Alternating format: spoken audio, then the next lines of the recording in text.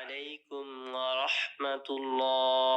দোয়ায়ে ইউনূস 40 বার পড়লে কি হয়? আল্লাহর কারিশমা দেখুন। দোয়ায়ে ইউনূস এটি এমন একটি দোয়া যে দোয়াটি হযরত ইউনূস আলাইহিস সালাম মহা বিপদের সময়, মুসিবতের সময়, কঠিন পরীক্ষার সম্মুখীন হয়ে এই দোয়াটি পাঠ করেছিলেন। আল্লাহ পাক রব্বুল আলামিন তাকে কুদরতিভাবে হেফাজত করেছেন। আল্লাহ তাআলা গায়বী সাহায্য প্রদান করেছেন। আল্লাহ পাক রব্বুল আলামিন তার মর্যাদাকে ফিরিয়ে দিয়েছেন। যে কোনো বিপদগ্রস্ত ব্যক্তি, অভাব অনটনে পতিত রয়েছে এমন ব্যক্তি, দুঃখ কষ্টে পতিত রয়েছে এমন ব্যক্তি, একাগ্রতার সাথে মনে প্রাণে বিশ্বাস রেখে দোয়া ইউনূস পাঠ করে আল্লাহ পাক রব্বুল আলামিন তার কঠিন বিপদ আপদ বালা মুসিবত দুঃখ কষ্ট দূর করে দিবেন। আল্লাহ পাক রব্বুল আলামিন তাকে কুদরতিভাবে সাহায্য প্রদান করবেন, গায়বী সাহায্য প্রদান করবেন। যে ব্যক্তি দোয়া ইউনূস পাঠ করবে, আল্লাহ পাক রব্বুল আলামিন তার সকল ধরনের চিন্তা ও পেরেশানিকে দূর করে দিবেন।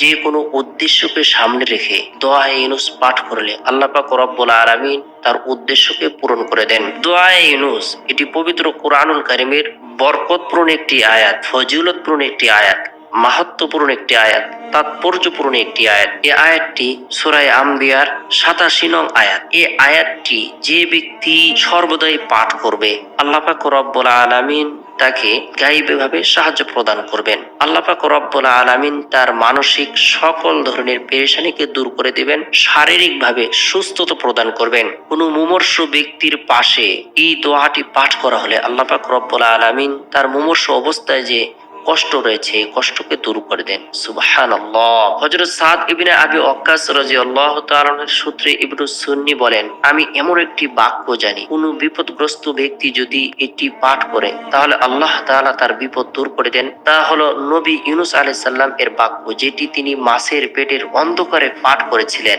লা ইলাহা ইল্লা আনতা সুবহানাকা ইন্নী কুনতু মিনাজ জালিমিন। লা ইলাহা ইল্লা আনতা সুবহানাকা ইন্নী কুনতু মিনাজ জালিমিন। তুমি ছাড়া আর কোনো মাবুদ নেই, তোমার পবিত্রতা বর্ণনা করছি, নিশ্চয় আমি অপরাধীদের অন্তর্ভুক্ত।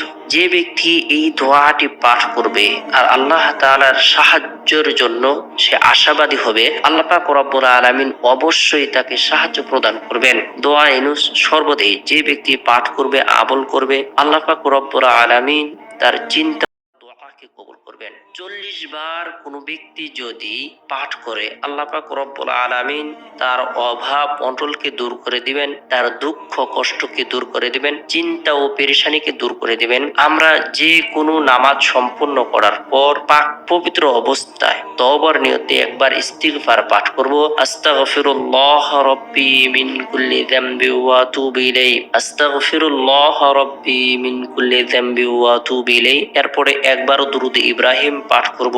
আল্লাহুম্মা সাল্লি আলা মুহাম্মাদ ওয়া আলা আলি মুহাম্মাদ কামা সাল্লাইতা আলা ইব্রাহিম ওয়া আলা আলি ইব্রাহিম ইন্নাকা হামিদুম মাজিদ।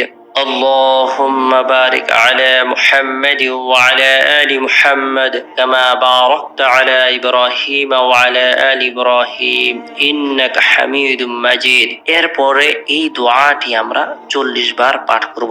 লা ইলাহা ইল্লা আনতা সুবহানাকা ইন্নী কুনতু মিনাজ জালিমিন। হযরত ইউনূস আলাইহিস সালাম মাছের পেটে 40 দিন পর্যন্ত ছিলেন। এই দোয়াটির উছিলা, এই দোয়াটির বরকতে আল্লাহ পাক রব্বুল আলামিন তাকে কুদরতিভাবে রক্ষা করেছেন। আল্লাহ তাআলা তার কঠিন বিপদ দূর করেছেন। আল্লাহ পাক রব্বুল আলামিন তাকে সাহায্য প্রদান করেছেন। আমরাও যদি 40 বার পাঠ করি, আল্লাহ তাআলার দরবারে সাহায্য প্রার্থনা করি, আল্লাহ পাক রব্বুল আলামিন আমাদেরকে সাহায্য প্রদান করবেন।